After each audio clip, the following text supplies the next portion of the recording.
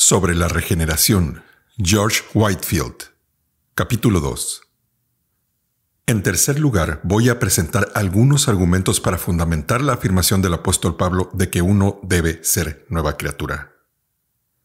Y aquí uno pensaría que basta con afirmar, primero, que Dios mismo en su santa palabra nos lo ha dicho.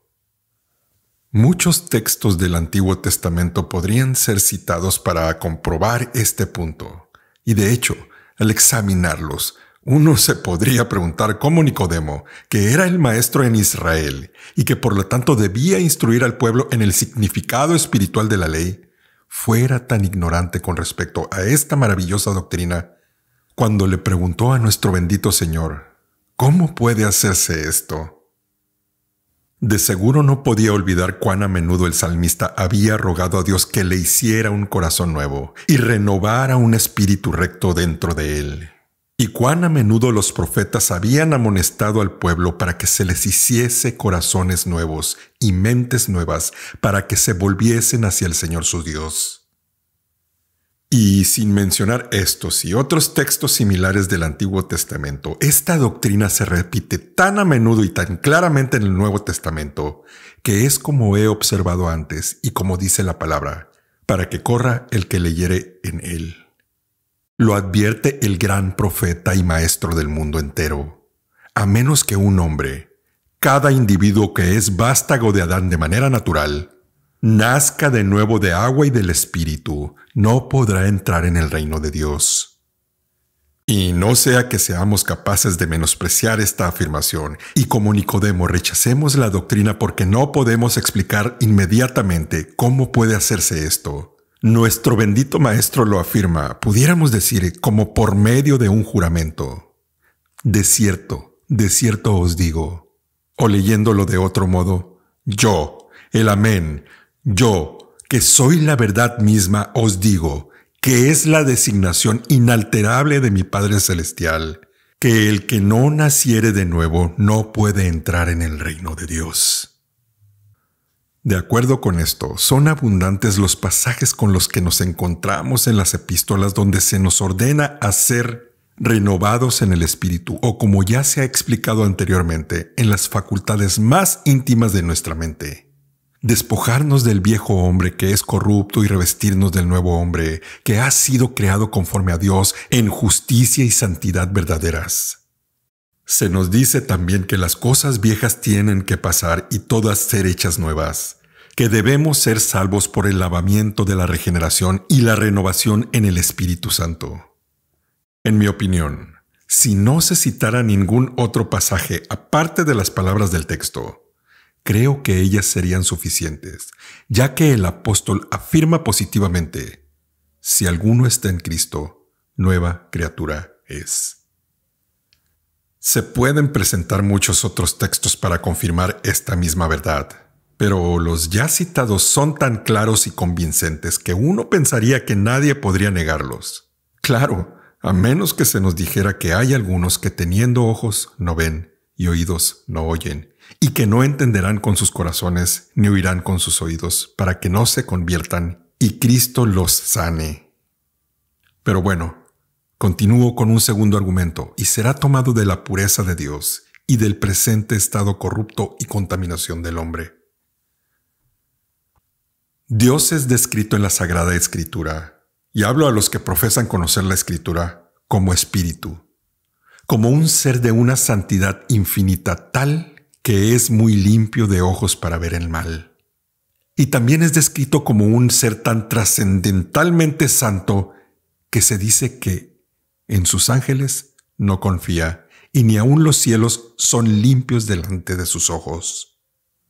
Por otro lado, el hombre es descrito, y cada persona regenerada encontrará que esto es cierto por su propia experiencia, como una criatura totalmente concebida y nacida en pecado, como una criatura que no tiene nada bueno que habite en él, como una criatura carnal vendida al pecado. Es más, como una criatura que tiene una mente que está enemistada con Dios.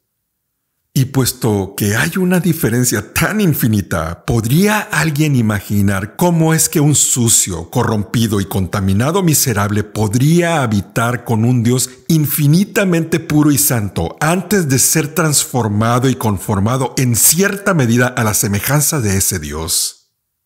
¿O puede él, quien es de ojos muy limpios para contemplar la maldad, morar con esa criatura corrupta? ¿Puede él, a cuya vista los cielos no están limpios, deleitarse en morar con la misma inmundicia? Por supuesto que no. Y también podríamos preguntarnos si acaso la luz tiene comunión con las tinieblas o si Cristo tiene concordancia con Belial. Sin embargo, mostraré un tercer argumento que se basará en la consideración de la naturaleza de esa felicidad que Dios tiene preparada para aquellos que lo aman sin fingimiento. Hermanos, en verdad, entrar en una descripción minuciosa y particular del cielo sería vano y presuntuoso, ya que se nos dice que cosa que ojo no vio, ni oído oyó, ni ha subido en corazón de hombre, son las que Dios ha preparado para los seguidores sinceros del bendito Jesús.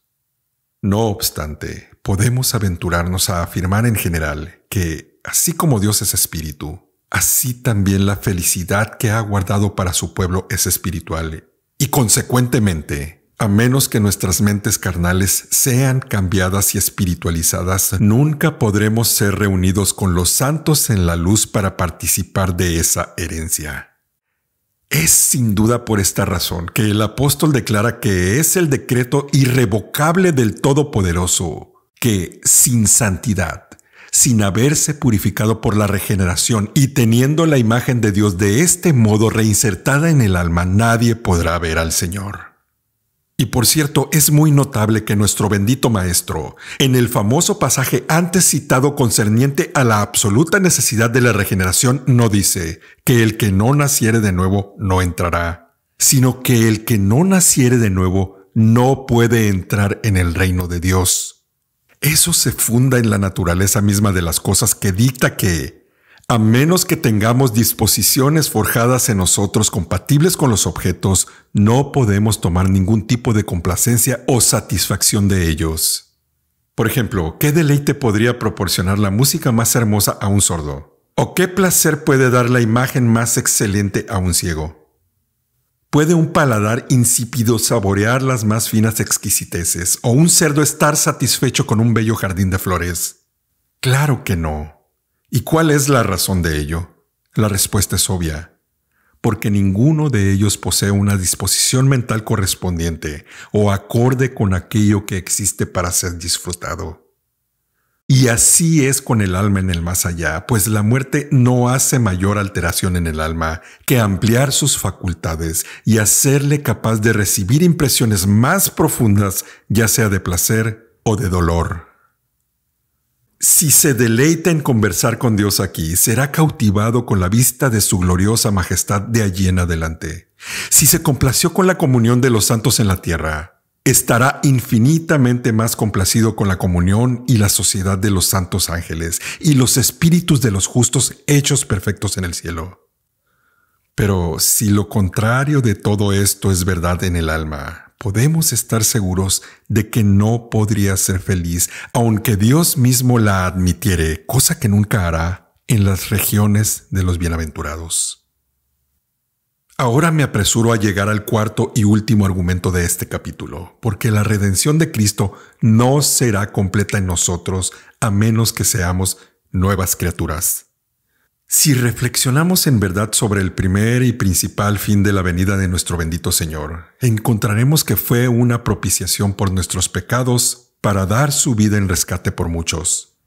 Pero entonces, si los beneficios de la muerte de nuestro querido Redentor no se extendieren más allá de apenas procurar el perdón de nuestros pecados, tendríamos tan poca razón para regocijarnos en ello como la tendría un pobre criminal condenado listo para perecer por alguna enfermedad fatal, justamente luego de recibir el perdón de parte del juez. Para los cristianos es bueno considerar que no solo hay un obstáculo legal para nuestra felicidad, ya que somos quebrantadores de la ley de Dios, sino también una impureza moral en nuestra naturaleza que nos hace incapaces de disfrutar el cielo, como ya se ha demostrado, hasta que se haya producido algún cambio poderoso en nosotros.